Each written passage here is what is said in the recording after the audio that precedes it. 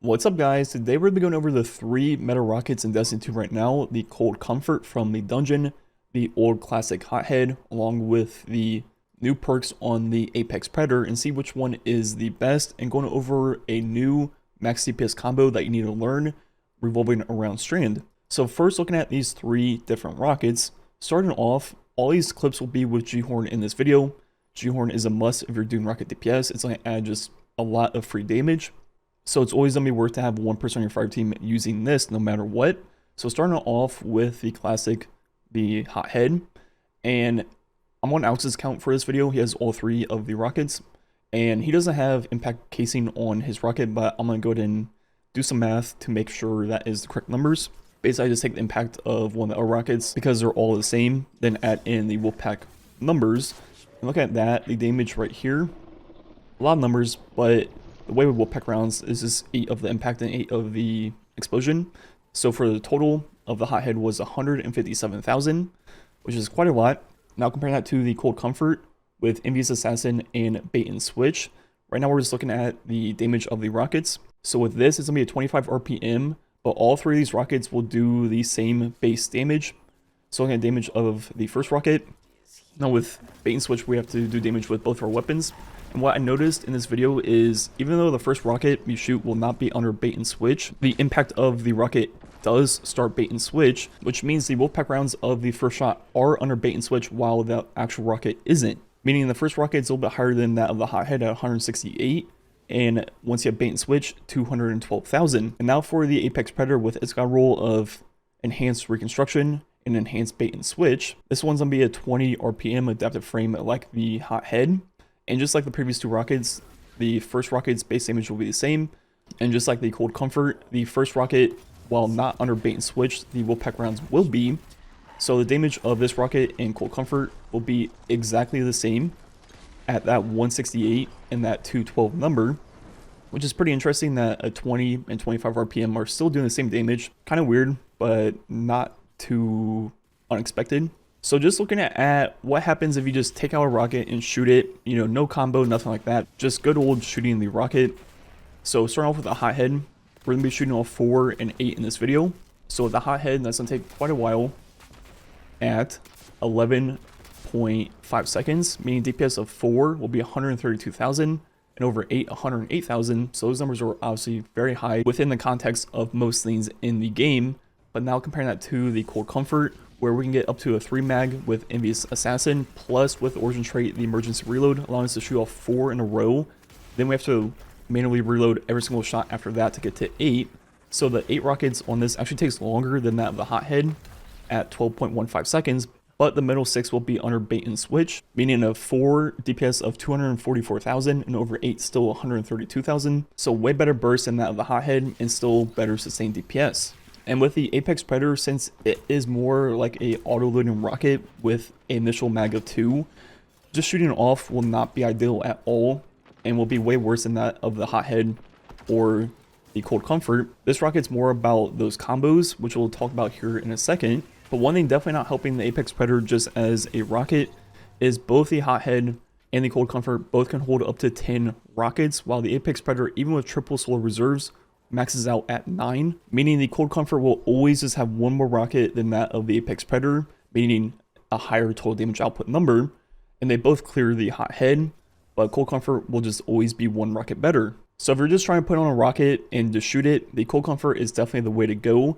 But with Apex Predator, the way reconstruction works as an auto-loading plus almost like an overflow, it suits itself better for some of the old classic combos with Iznagi's Burden and things like that, or even other snipers. And since this weapon has bait and switch on it, you may as well take advantage of a good special weapon to proc bait and switch. So something like the Volt Shot Fusion would be the best, or really any DPS fusion that you have. And just looking at what that combo would look like, kind of like the old Val DPS meta of the Iznagi into the auto-loading rocket swap. Pretty much the same thing, but with this, what you want to do actually is start off with the rocket first, then shoot off the fusion, then finally shoot off the Iznagi's and reload it. When you swap back to the Apex Predator, you'll have 2 in the mag. Then from there is just the classic combo of shoot Iznagi's, then shoot 1 rocket back and forth. And that would definitely be pretty good for a crit boss and someone using div on your team. But the full combo, I want to show off in this video the new like max DPS in Destiny 2, kind of replacing the old Starfire. So first off, you have either the Cold Comfort or Apex Predator. I'll be showing off both versions in this video and seeing which one is better. Then we have the Volt Shot Iterative Loop, one of my favorite specials of all time. And Volt Shot will add a lot of damage to our DPS cycle. And finally, we also have the Wither Horde to do that constant tick rate damage and help get our grenade back. So now on Strand on any character, this works with any character, you need Threatening Grenade. Then you just need 3 fragments, Evolution. Then we have Generation and Ascent. That's all you need. No aspects. The 4th fragment doesn't really matter. And your exotic armor piece really doesn't impact this build at all. You could use a few different things to like get a little bit more damage. For example, the Necrotic Grips, because we'll be using our melee. That will add a little bit of damage, not that much. You could also use the Swarmers on Warlock to apply Unraveling. But with our melee, the melee already applies Unraveling, so that's also not necessary. So your exotic doesn't even really impact it at all. This is truly usable in all 3 characters. So starting off with this combo with the Apex Predator, going in slow motion, showing off how this works. One person on the fire team, preferably you, will need to get a final blow with the fusion to proc Volt Shot right as the damage phase begins. And with Apex, you want to shoot the rocket first, then I swap to the Wither Horde, then I apply the Volt Shot, and I usually shoot twice just to give the reconstruction time to get 2 in the mag.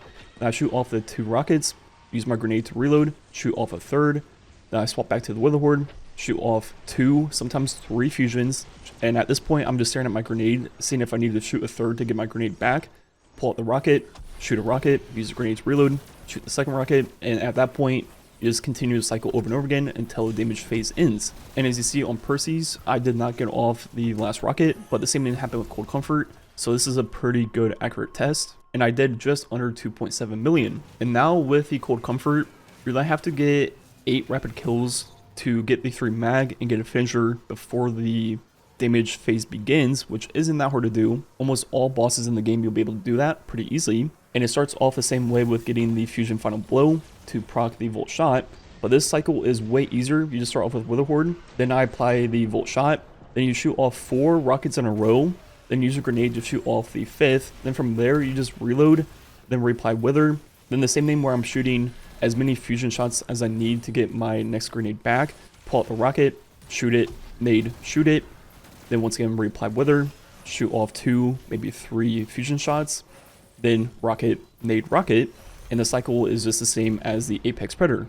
The only difference is you have to reload your rocket after the 2nd shot before pulling out the Wither Horde. And as you see, once again, I barely didn't get off the last rocket, and the total damage I did was actually a little bit higher, even though I think I missed my initial melee, so I definitely could have been a little bit better, but it was almost 100k more than that of the Apex Predator. And it was by far easier.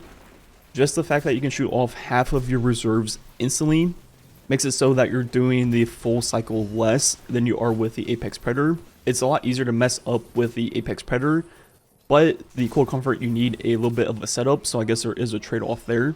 I also went ahead and did the old classic Hothead plus Starfire Protocol without Volt Shot just to see like a control group to compare these against. And honestly, it wasn't that bad at 2.4 million, not too much lower than that of the Apex Predator or Cold Comfort. So overall, which rocket is the best? Well, even without or with doing this full combo, the Dungeon Rocket, the Cold Comfort is just straight up better, but it does require a little bit of setup to reach its potential, where compared to the Apex Predator, you can just put it on and it'll always be good to go. But given the fact that the Cold Comfort holds 1 more rocket and its initial burst is so much higher, and the full combo is easier because you have to do less of the swaps compared to that of the Apex Predator, I think the Cold Comfort is by far the best rocket in the game right now. But the Apex Predator isn't that far behind, so if you have one of those and you're not really willing to farm out the dungeon, you're not missing out on too much damage. So if you have either of these rockets, you're definitely in a good spot, but the Cold Comfort is slightly better. And final thing to note about these 2 tests is both of them I needed a little bit more time to get off all of my rockets, but that is the whole point of looking at DPS compared to just total damage output, because time is a real factor in most boss fights. Not all of them are extremely long. Some are shorter and some are a little bit longer, and some of them you might get off the full combo and some you might not, and that is where the Cold Comfort having that really good initial burst and having one more rocket will make it better in both situations. A short fight or a long fight, it should just be straight up better. Because when it comes down to it, in these combos, a huge portion of the damage is just straight up the rocket plus the Wolfpack rounds. So getting off as many rockets as quick as possible will always be the higher DPS. Anyways, I think that's be it for the video. Like usual, thanks for watching. Catch you guys next time.